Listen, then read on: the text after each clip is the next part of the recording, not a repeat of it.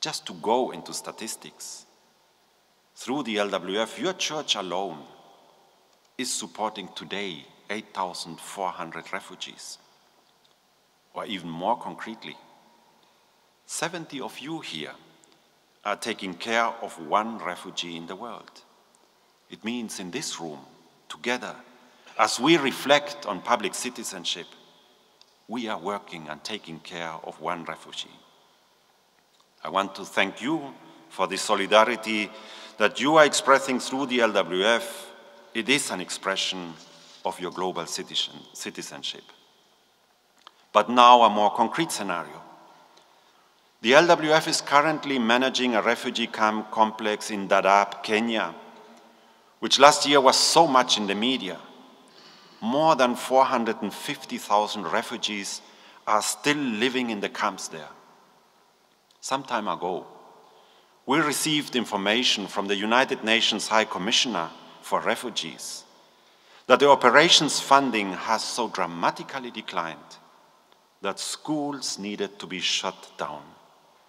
As a result, today, 164,000 youth and children are currently deprived from their right to education.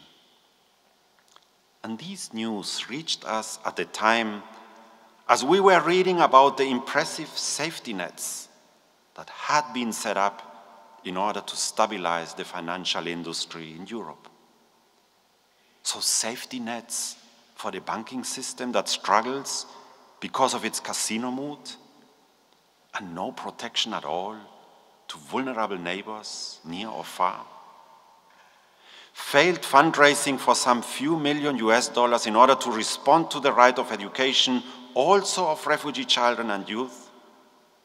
Yet, successful boost by several billions to the different stabilizing mechanisms required by a collapsing financial industry.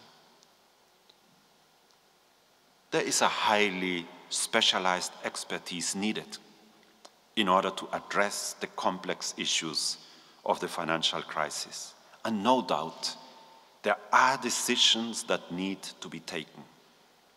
But what is the ethical framework and what is the value system that will inform decision-making?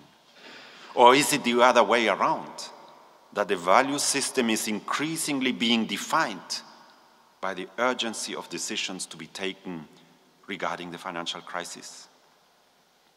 Churches need to be part of that conversation. Churches owe their own distinct contribution into that conversation, because it is a conversation that transcends largely the realm of the economy and touches on the very question of how the human family intends and agrees to live together in this one world that we all share. It is a conversation about how the human family intends to give expression to its important agreement that every human being has inalienable rights that cannot be violated, even in situations of exceptional challenges.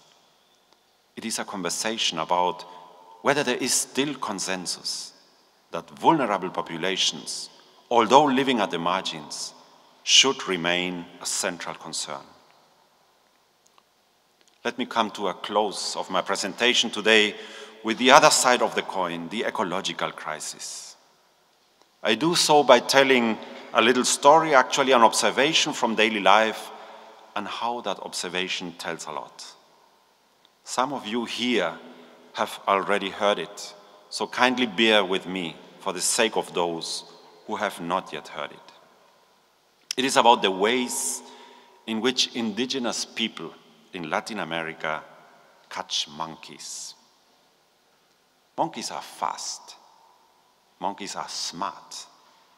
They normally keep a safe distance from human beings and stay out of reach of their weapons. Hence, it is not easy to catch them. But monkeys do have their weak points. Just listen. In order to catch monkeys, indigenous people get a coconut and make little holes into it. which are just big enough so that monkeys can get their hands into the coconut. Then they put the most fragrant fruits into the coconut, the type of fruits that indigenous people would know that monkeys cannot resist. They attach the coconut with ropes to the ground, and then they just wait. The monkeys will come down from the trees, attracted by the alluring fragrance of the fruits in the coconut, and they will try by all means to get them. It is a sort of compulsion among these monkeys that they have to get it all. They carefully introduce their hands into the coconut and grasp the fruits. But it so happens that once they have the fruits in their grip, they have a sort of reflex, an anxiety actually, that they will keep their grip on the fruit regardless of what happens. Yes, they will even keep their grip when they try to get the fruit out of the coconut. Yet the hole in the coconut only allows for an open hand to get in, but a fisted hand will not come out. Their grip, thus, becomes a deadly trap to the poor monkeys, which will not let go of the fruit, even when the indigenous people are approaching just to take them. That's how monkeys are caught in Latin America. How can they be so stupid? One is almost tempted to ask. But probably among most of us, this is just an initial reaction. Because soon we realize not only the tragic situation, but also the painful analogy to the trap in which humanity finds itself today. It is the fisted hand. It is our ongoing attempt to secure survival, to secure life, to secure freedom by grabbing, not realizing that we are at the juncture of history in which all of that, survival, life, and freedom, is going to be secured by both, taking and opening the hands as well. Again here, dear friends, the magnitude of the challenge requires a multiplicity of expertise so that it can be adequately challenged. Indeed, the ongoing development of technologies and alternatives that emit less CO2 is going to be vital. The ability of communities living in the fault lines of climate change to adapt is going to be of high importance. Yet all of this does not take away the urgency of the fundamental question regarding the lifestyles that more readily correspond to the available ecological resources. This is a conversation that must go beyond the aspect of innovative technologies and address also the very fundamental question about the way in which we understand ourselves in this world and about human beings' relationship with the ecological fabric into which we are carefully woven. Similar to the monkeys, we have to ask ourselves today whether we see space to move beyond the reflex of grabbing and are able to go into a conscious action of opening hands, thus realizing new dimensions of what it means to enjoy freedom. I believe that churches, particularly those in the tradition of Lutheran theology, have a treasure to share in this discussion. It is the clear insight that freedom in our tradition is never to be understood as an absolute freedom, like the freedom that adolescents sometimes tend to claim. It is a freedom that finds its boundaries in the neighbor, particularly in the suffering and vulnerable neighbor. According to Lutheran understanding, the gift of freedom to be enjoyed by everybody is framed by that accountability to the neighbor, and it is therefore a freedom that does not understand the individual person as an isolated one, but that sees him or her woven and placed in relationship to others.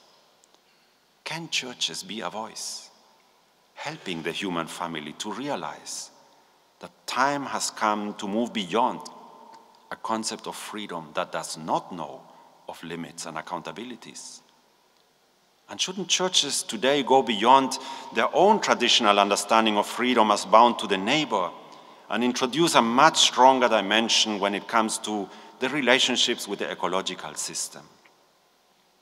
Let me conclude on this note, thus making it also clear that the participation of the church in the public space should never be understood as a one-way street in which the church generously shares with others from its deep treasures of faith.